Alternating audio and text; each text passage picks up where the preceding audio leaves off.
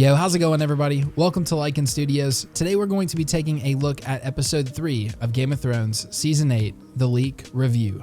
That's a heck of a title, but anyways, the first 2 episodes have already surpassed 3,000 views each. I appreciate it so much. It means a lot. Thank you guys. And yeah, if you enjoy this video, make sure to smash the thumbs up button and leave a comment. But anyways, let's jump into The Leak. All right, episode 3. The episode begins with a cold open. The first of many Valyrian steel swords is forged by Gendry. Daenerys wants to execute Jaime Lannister because he killed Daenerys' father, the Mad King. Tyrion intervenes and he tells Daenerys that she will have to kill him too if she insists on killing his brother. Jaime reveals the real reason why he killed the Mad King. Now that Euron has kept his promise by delivering the Golden Company, Cersei pays her debt by marrying Euron Greyjoy. She knows she can't afford to lose any alliances now that Jaime is gone. Daenerys realizes she is pregnant, but she decides not to tell Jon yet so that she can continue to help fighting. The Mountain arrives at Winterfell with the Golden Company. Arya kills the leader of the Golden Company and takes his face. With his face, Arya tries to kill the Mountain, who is still on her list. She falls and gets badly injured during the attack. The Hound steps in before Arya is killed. The Hound nearly wins the fight, but his regular steel sword does not kill the Mountain. In the last moment, the Hound takes Arya's Valyrian steel dagger off her hip, and then the Valyrian steel dagger kills the Mountain as Arya begins to pass out. A soldier of the Golden Company sneaks into Daenerys' tent outside of Winterfell. The soldier reveals himself as Daario Naharis, who joined the Golden Company to have a chance to come to Westeros. Daario warns Daenerys about Cersei's plan to have Daenerys and her dragons killed by the Golden Company with their ballistas. Bran arrives on the Isle of Faces and he tries to learn more about the creation of the White Walkers and a possible way to defeat them. He realizes he may be able to change time when he remembers his father hearing him at the Tower of Joy. He comes to the conclusion that the only way to win the war is to go back in time and prevent the Night King from being created. And that wraps up the plot leak for episode number 3. So for me, this is actually where this theory kind of starts to take a little bit of a turn for the not so true theory, but it's still really good. So we're going to break it down. First and foremost, I just want to say that I feel like a huge battle is going to happen in episode 3. I think it's going to be the War of Winterfell, which you guys can check out in one of my previous videos. And that's not really mentioned in this theory. So that's kind of why I think it's off for the most part. So with the episode beginning with Gendry forging the first Valyrian steel sword, I think that could be true. I think this would kind of like mark the point in time where they actually have a little bit of hope of defeating the White Walkers, as they now will be able to kill them. But with that said, of course, it's not going to be easy. So next, we have Daenerys wanting to execute Jaime Lannister, obviously because he killed Daenerys' father, the Mad King. Now, I could kind of see this scene playing out a little bit. I mean, I would be mad too. But at the same time, they've already met at the Dragon's Pit, so I think tension is kind of cut just a little bit. I don't know if this scene would actually take place. But if it did, I could definitely see Tyrion intervening and basically sticking up for his brother, the only person that's been sticking up for him his whole life. The crazy part of this whole thing is actually going to be how everyone reacts when Jaime reveals the real reason why he killed the Mad King. Now, he already has in the past, but not to these specific characters. Obviously, Daenerys already knows how her brother acted and why he was killed, just because he was getting way too greedy. He was just power hungry, and that basically led him to a very short life. So I think she would kind of understand that her father was pretty much crazy as well.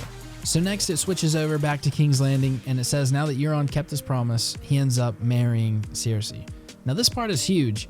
A lot of people think that Cersei would never just kind of let that happen, but at the same time, Euron brings a lot to the table. He brings a vast fleet of ships that she is 100% going to need, so I could definitely see her going through with it. So then it flips back over. I imagine like the scenes and stuff of them getting married would actually take a while, so it makes sense to kind of flip back over.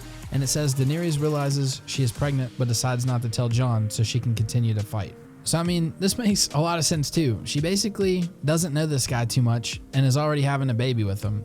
They're in the middle of a war, and she is a very important part of this war. Like, it's basically a war for her, as well as trying to survive on the White Walker side. So it makes sense that she doesn't want to tell him, because obviously he's going to be like, all right, you got our baby, you need to chill out. So she definitely does not want to do that. And that's a very Daenerys-y, that's a new adjective, thing to do. So then the Mountain arrives at Winterfell with the Golden Company. Now, I already didn't know about this part just because the Mountain is seriously really going to send him away when she is very vulnerable. But at the same time, she could send him away to kind of prove her allegiance to help fight the army of the dead.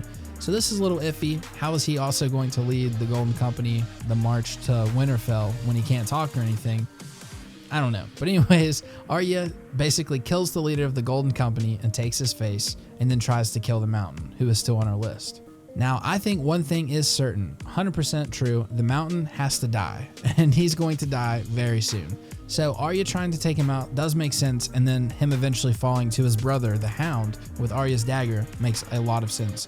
I don't exactly know what Qyburn did to the Mountain, but he turned him into some kind of beast, so it kind of makes sense that Valyrian has to kill him, but at the same time, there must be a little bit more of an explanation to that.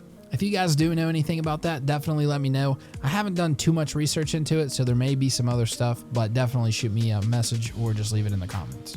I honestly think the coolest thing about all of this is just the fact that Arya kills someone and steals their face like it's nothing.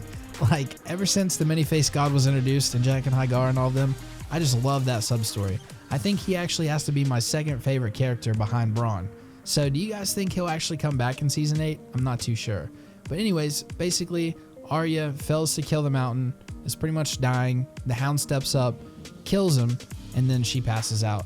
And then it moves over to Daenerys again. So this is just going to be late one night. She's just kind of chilling in her tent, and Daario Naharis sneaks in. He basically just kind of joined the Golden Company in order to get to Westeros because she had him stay back. And you kind of knew this was going to happen. Like, he's going to have to show up again. The dude is absolutely in love with Daenerys, so he's going to do everything he can to come to Westeros and help fight for her.